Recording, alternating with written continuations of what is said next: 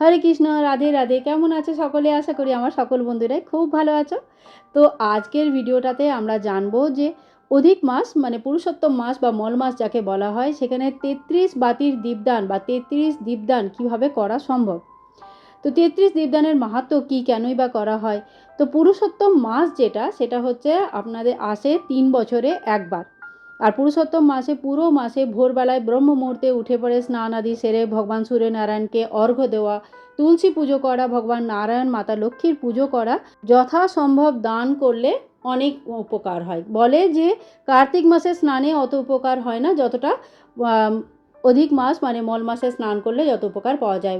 ভক্তবৃন্দের যত মনোকামনা, সেই সমস্ত মনোকামনা পূর্ণ হয়, রোগ ব্যাধি আদি থেকে মুক্তি পাওয়া যায়। আর পুরুষোত্তম মাসের সবথেকে বড় দান হচ্ছে দীপদান। দীপদান ঘরের বাইরে, ঘরের ভেতরে, যে কোনো জায়গাতে করা যেতে পারে। ঘরের বাইরে ও ভেতরে কোথায় কোথায় দীপদান করা হবে এর উপরে একটা সম্পূর্ণ ডিটেলস ভিডিও আমি আপলোড করেছিলাম। আপনারা যদি এখনও ওই ভিডিওটা না দেখেছেন তাহলে কিন্তু ভিডিওটা নিশ্চয়ই দেখবেন। এবারে আসছি 33 বাতি দীপদান কেন করা হয়। কেননা 33 কোটি দেবী দেবতার উদ্দেশ্যে 33টা বাতি বা 33টা প্রদীপ জ্বালানো হয়।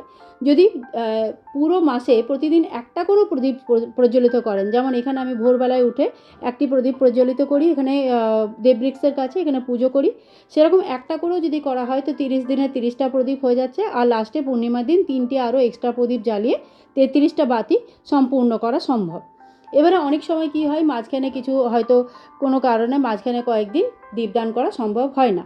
এই সমস্ত অনেক কিছুই অনেকের সাথেই হয়ে থাকে, কখনো যাত্রা করেন, কখনো শরীর ভালো থাকে না, বা অনেক রকম কারণ হতে পারে। সেক্ষেত্রে কিন্তু বাড়িতে যদি 33টা তার মানে 33টা ধাগা থাকবে এমন বাতি যদি তৈরি করা হয়, আর তাতে সেই দিয়ে যদি দীপদান করা হয়, তাহলে পুরো মাসের সুফল একদিনেই পাওয়া সম্ভব। তো সব থেকে আগে আমরা সকালের পুজোটা করে নিয়েছি, সেখানেই আমি পুরুষোত্তম মাসের মাহাত্ম্য কথা পড়ে নিয়েছি। আর মালা জপ এবং ভগবান শিবের স্নান আদি সমস্ত কিছু হয়ে গেছে। এখানে আমি আমার নাড়ুগোপালের সেবা করব, তার সাথে ভগবান বিষ্ণু, মাতা লক্ষ্মী এনাদের সেবা, মানে তাদের স্নান করানো, মন্দির পরিষ্কার করা, নিত্য পূজা যাকে বলে সেই পুজোটা করে নেব। 33 বাতি দান করলে নিজের ইহজীবন পরজীবন তো ভালো হয়ই, তার সাথে পিতৃপুরুষের জন্য কিন্তু অনেক অনেক কাজে লাগে। পিতৃদোষ বাড়িতে যাদের লেগে যায়, সেই পিতৃদোষ লাগার ফলাফল মানে প্রচণ্ড ভয়ানক বলতে পারেন। কারুর কারুর অল্প স্বল্প পিতৃদোষ প্রায় সকলেরই থাকে, সেগুলোতে আমাদের অনেক বেশি পার্থক্য হয়তো জীবনে পড়ে না। কিন্তু যাদের অতিরিক্ত পিতৃদোষ হয়ে যায় কোনো কারণে, কোনো ভুল কাজের জন্য বা কোনো অনিয়মের জন্য বা সময়ের জন্য, কোনোভাবেই যদি অতিরিক্ত পিতৃদোষ হয়ে যায়, তাহলে কিন্তু সেই বাড়িতে সুখ শান্তি চলে যায়, পয়সা আসে, হয় আসেই না, নাহলে যত পয়সা আসে তার থেকে বেশি বেরিয়ে যায়। ডাক্তারের পিছনে প্রচুর পয়সা যায়, রোগ ভোগ প্রায় লেগেই থাকে। আর নিজস্ব বাড়ি হওয়া মুশকিল হয়ে যায়, ছেলে মেয়েদের কোনো মাঙ্গলিক কার্য হওয়া মুশকিল হয়ে যায়, ছেলে মেয়েদের বিবাহ আদি হওয়া মুশকিল হয়, বাড়িতে সন্তান উৎপত্তি অসুবিধা হয়। আর অনেক সময় দেখা যায় চারিত্রিকভাবেও অনেক ড্যামেজ হয়ে যায়। ঠিক আছে, মানে সব দিক থেকে মানুষকে বিচলিত করার জন্য বহু রকম এমন কারণ হয় যেটা পিতৃদোষের জন্য সৃষ্টি হয়। তো সেই দোষ থেকেও কিন্তু মুক্তি পাওয়া সম্ভব। তার মানে অধিক মাসের দীপদানের কিন্তু বিশাল মহত্ব আছে। আপনারা যদি মানে না বুঝে যেমন করেই হোক, যদি কিছু দীপদান করতে পারেন তাহলে অধিক মাসে নিশ্চয়ই দীপদান করবেন। অধিক মাসের দীপদান কোনো জলাশয়ে, নদীতে করা যায়, কোনো দেববৃক্ষের নিচে, তুলসী তলায়, তারপর অশ্বত্থ গাছের নিচে করা যায়, গোশালায় করা যায়, গুরুগৃহে করা যায়, ছাদে কোনো যেটা খোলা স্থান আছে সেই সমস্ত জায়গায় করা যায়, নিজের মন্দিরেও করা যায়। তো এখানে দেখুন আমি 33টা বাতির দীপদান করব, তার জন্য আমি কলাবা মানে রক্ষাসূত্র নিয়ে নিয়েছি। আপনারা চাইলে তুলো নিতে পারেন, অথবা সাদা রঙের যে কাঁচা ধাগা আছে সেটাও নেওয়া যেতে পারে। একটা তা মানে একটা ছোটো মতন পাত্রে কিছুটা চাল নিয়ে নিয়েছি। তবে একাদশীর দিনে যদি দীপদানটা করেন তাহলে চাল ব্যবহার না করে সাদা অথবা কালো তিল ব্যবহার করতে পারেন। তো এইখানে আমি একটা প্রদীপ নিয়ে নিয়েছি, প্রদীপ, আর তার সাথে দেখুন দীপদান আপনারা চাইলে সরষের তেল করতে পারেন, তবে সর্বশ্রেষ্ঠ যেটা হচ্ছে সেটা হচ্ছে ঘি দেওয়া করা, আর তারপরেই হচ্ছে তিল তেল দেওয়া করা। এরপরে যদি আপনাদের অন্য কোনো তেল ব্যবহার করেন তো সেগুলো ইউজ করা যেতে পারে।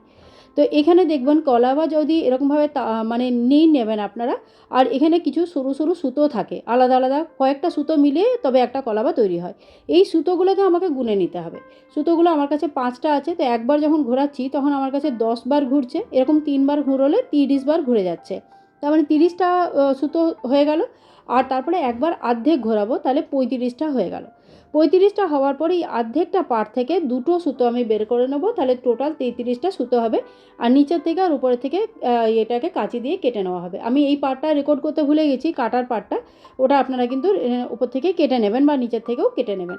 তাহলে কী হবে, যেমনভাবে আমরা 365 বাতি বানাই না, ঠিক ওইভাবেই খুব সহজে, আধা মিনিটও লাগে না, আপনাদের সামনে বানিয়ে দেখালাম আমি, কয়েক সেকেন্ডে তৈরি হয়ে যায়। তো এরকমভাবে 33টা বাতি তৈরি করতে হবে। 33টা বাতি ভালো করে ঘিতে অথবা তেলে ডুবিয়ে পড়ে সুন্দর করে এই বাতি দিয়ে দীপদান করতে পারেন। এবার 33টা বাতি দিয়ে 33টা দীপদানও করা যেতে পারে, আর 33টা বাতির একটা দীপদানও করতে পারেন, যেমন আপনাদের সুবিধা আছে, যেমন করতে ইচ্ছে হয়। কেননা পুজো পাঠ এই সমস্ত জিনিসগুলো কিন্তু মানুষের নিজের মন থেকে যখন ইচ্ছে হয় তখনই তার পুণ্যফল পাওয়া যায়। দেখা দেখি বা শুধুমাত্র পুণ্য পাবো বলে করছি এরকম কিন্তু উচিত না। কিছুটা ভগবানের সেবাতে নিজেকে সময় যদি দেন তাহলে কিন্তু মানসিক শান্তিটা প্রচুর পাওয়া যায়।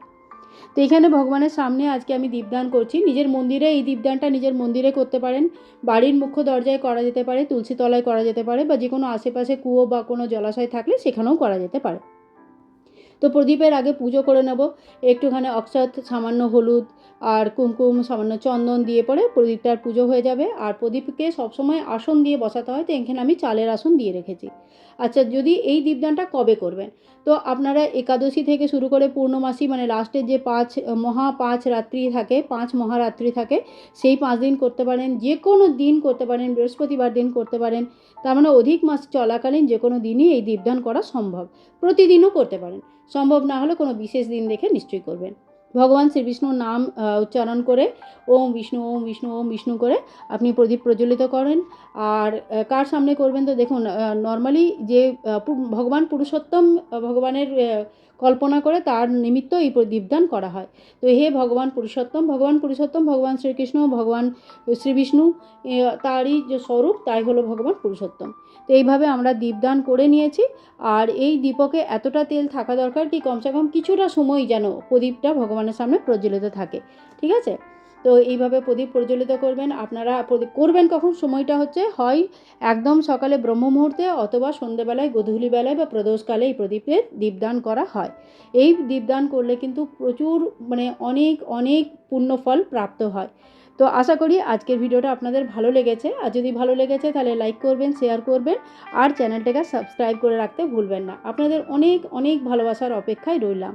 তো আজকে দেখুন আমার দীপদানটা হয়ে গেল, সত্যিই খুব ভালো লেগেছে দীপদান করে, আমার নিজের এত ভালো লেগেছে যে আপনাদের সাথেও শেয়ার করলাম। তো আপনারাও কিন্তু এরকমভাবে দীপদান করতে ভুলবেন না। তো আজকের মতন এখানেই, আবার নতুন অনেক অনেক ভিডিও নিয়ে হাজির হব। Bye bye and take care.